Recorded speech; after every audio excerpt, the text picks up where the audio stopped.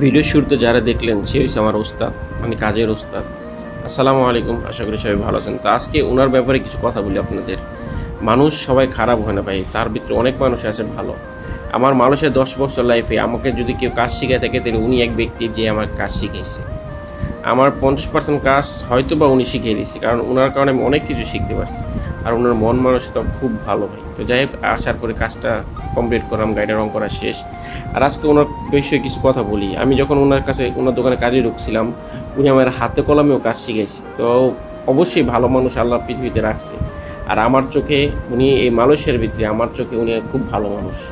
কারণ মানুষ এরকম লোক পাওয়া ভাই বহুত ডিফিকাল্ট।